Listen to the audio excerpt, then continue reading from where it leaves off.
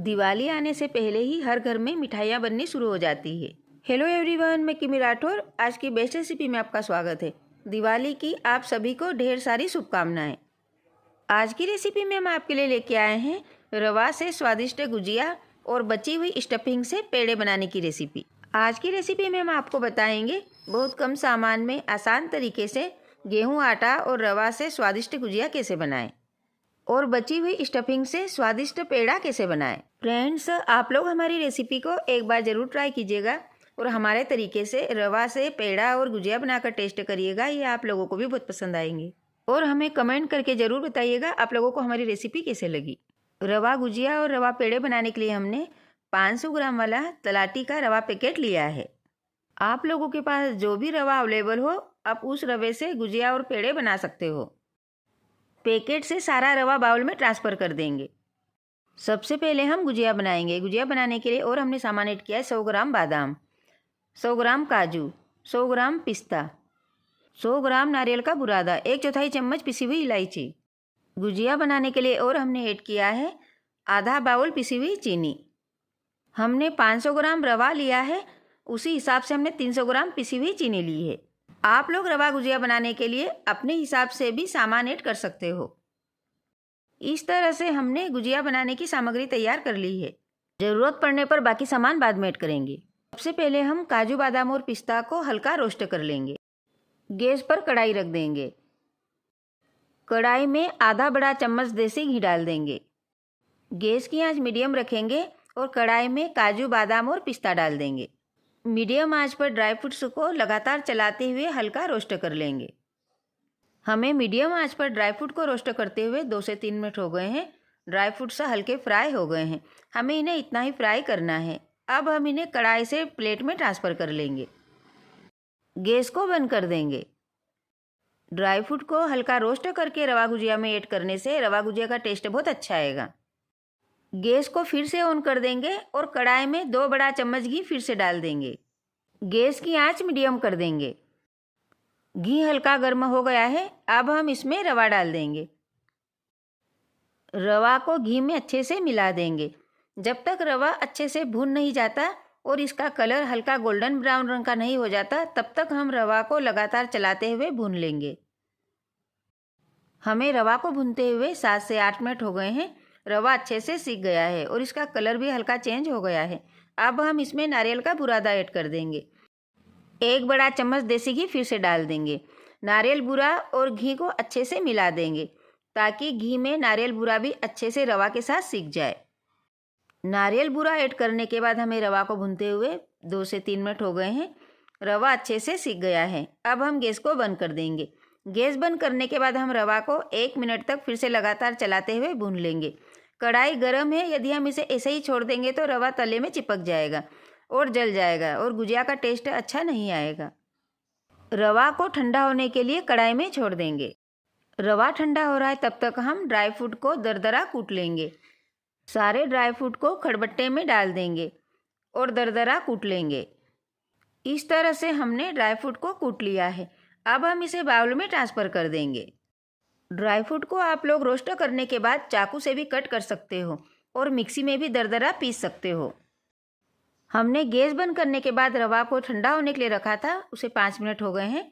रवा हल्का ठंडा हो गया है, ना ही ज़्यादा गर्म है और ना ही ज़्यादा ठंडा है, मीडियम है। अब हम रवा में पिसी हुई चीनी डाल देंगे। चीनी को भी अच्छे से मिला देंगे।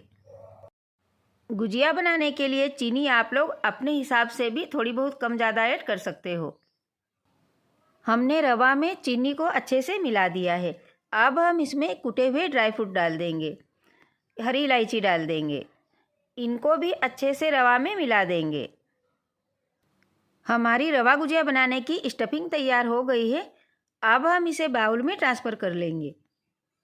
यदि आप लोग भी रवा गुजिया बनाने के लिए रवा की इस तरह से स्टफिंग तैयार करोगे तो आप लोगों की गुजिया भी खाने में बहुत स्वादिष्ट लगेगी।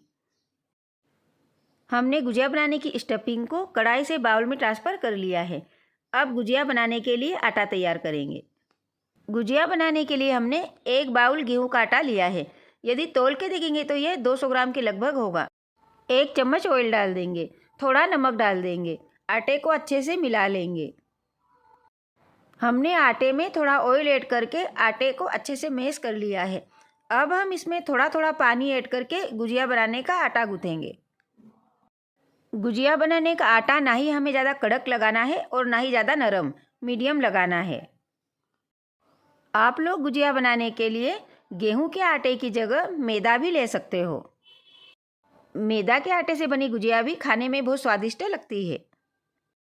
गुजिया बनाने के आटे को जितने अच्छे से मैश करेंगे गुजिया भी उतनी अच्छी बनेगी। यदि हम गुजिया बनाने का आटा अच्छे से नहीं लगाएंगे तो गुजिया फ्राई करते समय गुजिया फट जाएगी। अब हम आटे को 10 मिनट के लिए ढककर रख देंगे। 10 मिनट हो गए हैं। अब हम आटे को देखते हैं। आटा अच्छे से सॉफ्ट हो गया है। अब हम इसकी छोटी छोटी सी लोई बना लेंगे। जिस तरह से हम रोटी बनाने के लिए लोई लेते हैं उसी तरह से हमें गुजिया बनाने के लिए भी लोई तैयार करना है। इस तरह से हमने लोई बना ली है। अब हम इसे पटिए पर बेल लेंगे। यदि ऐसे नहीं बेला है तो हम इसे थोड़ा सूखा आटा लगाकर भी बेल सकते हैं। इस तरह से हमने रोटी जैसा इसे बेल लिया है। गुजिया बनाने के लिए हमने इस तरह का सांचा लिया है। इस तरह का सांचा मार्केट में कहीं पर भी आसानी से मिल जाता है। बेली हुई रोटी को सांचे के ऊपर रख देंगे और सांचे में चम्मच से थोड़ी थोड़ी स्टफिंग डाल देंगे। सांचे में दोनों तरफ एक एक चम्मच स्टफिंग डाल देंगे या अपने हिसाब से भी डाल सकते हैं। यदि हम सांचे में ज़्यादा स्टफिंग भर देंगे तो जब हम फ्राई करेंगे तो यह फट जाएगी और हमारा घी खराब हो जाएगा। इसलिए अपने हिसाब से स्टफिंग सांचे में भरना है। सांचे में स्टफिंग भरने के बाद अच्छे से हाथ से प्रेस कर देंगे। इस तरह से दबा देंगे। सांचे में स्टफिंग भरने के बाद वो सांचे से बाहर नहीं आनी चाहिए।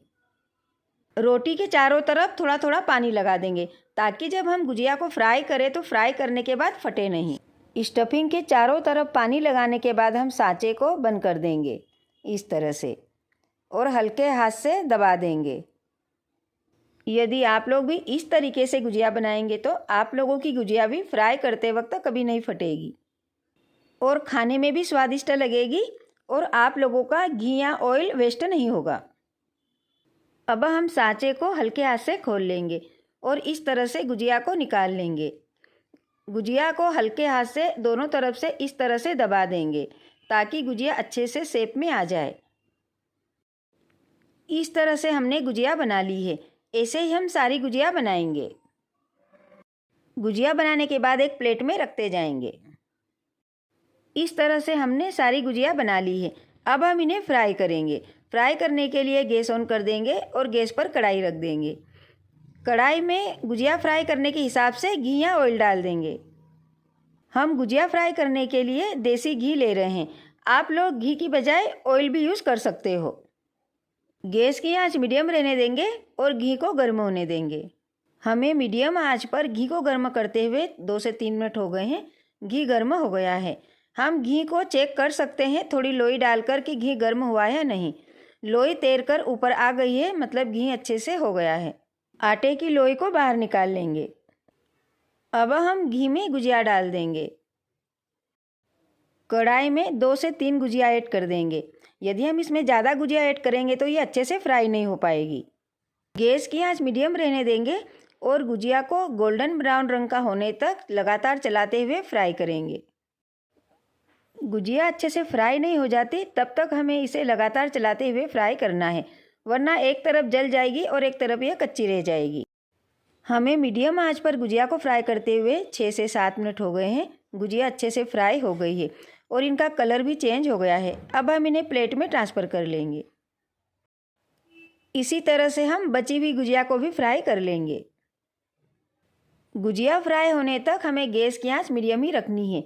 यदि हमें लगे कि घी ठंडा हो रहा है तो हम गैस की आंच बढ़ा देंगे और यदि लगे कि घी ज़्यादा गर्म है तो हम गैस की आंच धीमी कर सकते हैं। यदि आप लोग स्टेप बाय स्टेप हमारी रेसिपी देखकर गुजिया बनाएंगे तो आप लोगों की गुजिया भी खाने में बहुत स्वादिष्ट बनेगी। हमें गुजिया को फ्राई करते हुए 6 से 7 मिनट हो गए हैं। ये वाली गुजिया भी अच्छे से फ्राई हो गई है। इसे भी अब हम निकाल लेंगे।